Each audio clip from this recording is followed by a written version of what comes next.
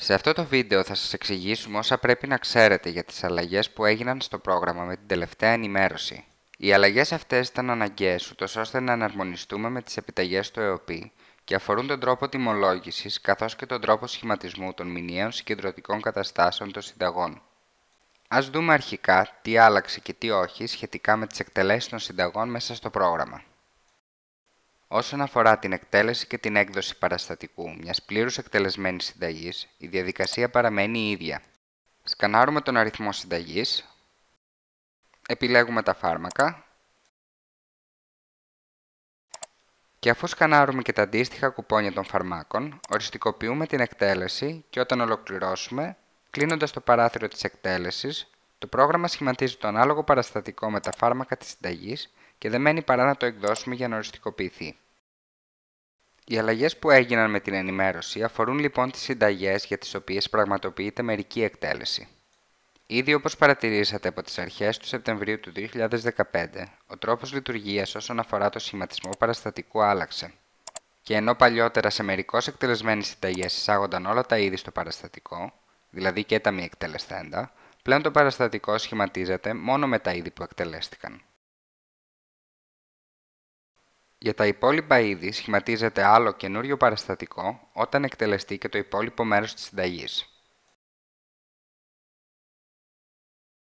Με την τρέχουσα ενημέρωση του προγράμματος, εισάγαμε στο πρόγραμμα και ένα τρίτο τρόπο λειτουργίας για το σχηματισμό των παραστατικών για τις μερικές εκτελέσεις, με τον οποίο το πρόγραμμα ερωτά κάθε φορά πώς θέλετε να τιμολογήσετε τη συνταγή. Ας το δούμε αναλυτικά στο επόμενο παράδειγμα. Κατά την εκτέλεση της συνταγής στο παράδειγμά μας, διαπιστώνουμε ότι μας λείπει ένα φάρμακο για να την εκτελέσουμε πλήρως. Ύστερα από την απαραίτητη συνεννόηση με τον πελάτη και αφού έχουμε αποφασίσει ότι θα γίνει μερική εκτέλεση της συνταγής, προχωρούμε κανονικά όπως και πριν και κάνουμε κλικ στο κουμπί Εκτέλεση-Εκτύπωση.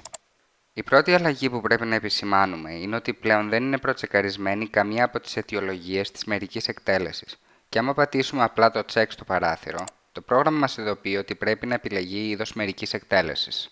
Η αλλαγή αυτή έγινε για να αποτρέψουμε τυχόν εσφαλμένη επιλογή αιτιολόγησης που μπορεί να συμβεί από αλλεπάλληλα Enter ή μηχανική βιασύνη.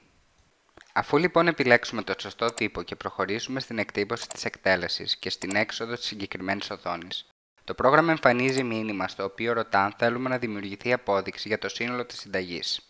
Εδώ δημιουργούνται πλέον δύο υποπεριπτώσεις. Αν επιλέξουμε ναι, το πρόγραμμα δημιουργεί παραστατικό με το σύνολο των φαρμάκων της συνταγής, εκτελεσθέντα και μη, και αφού εκτελέσουμε σε δεύτερο χρόνο το υπόλοιπο μέρος της συνταγής, δεν θα δημιουργηθεί νέο παραστατικό για εκείνο.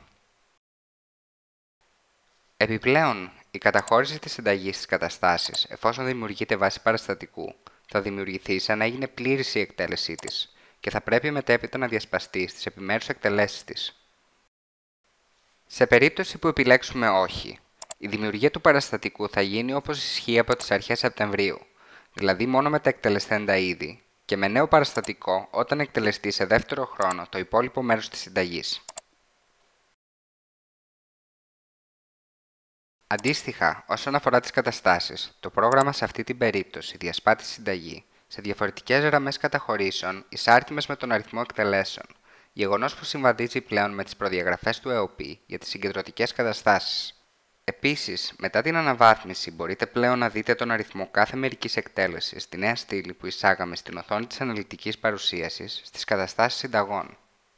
Σε αυτό το σημείο αξίζει να επισημάνουμε τη δυνατότητα διαχείρισης παραγγελιών μέσα από την οθόνη των εκτελέσεων, η οποία προϋπήρχε των αλλαγών και γίνεται πλέον ιδιαίτερα χρήσιμη με τον νέο τρόπο τιμολογήσεων των συνταγών, αφού τα μη εκτελεσθέντα είδη δεν καταχωρούνται στο παραστατικό και άρα δεν υπολογίζονται στις παραγγελίες.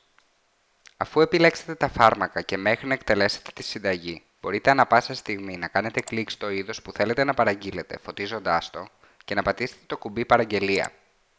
Στο παράθυρο που ανοίγει, μπορείτε να δημιουργήσετε μια νέα παραγγελία με αυτό το φάρμακο, την οποία έχετε τη δυνατότητα είτε να οριστικοποιήσετε και να αποστείλετε από εδώ, είτε να την επεξεργαστείτε ύστερα από την οθόνη των παραγγελιών. Εναλλακτικά, μπορείτε από την ίδια οθόνη να προσθέσετε το είδος της συνταγής που επιλέξατε σε μια υπάρχουσα παραγγελία που είναι σε αναμονή. Σε επόμενο βίντεο θα δείξουμε πώς γίνεται η διαχείριση των συνταγών μερικής εκτέλεσης μέσα από την οθόνη των καταστάσεων. Τέλος, εάν θέλετε να δουλεύετε με τον τρόπο λειτουργίας που περιγράψαμε στο βίντεο και έτσι να εμφανίζεται ερώτηση για τον τρόπο τιμολόγησης της συνταγής, επικοινωνήστε με την τεχνική υποστήριξη για να σας ενεργοποιήσουμε τη συγκεκριμένη παράμετρο.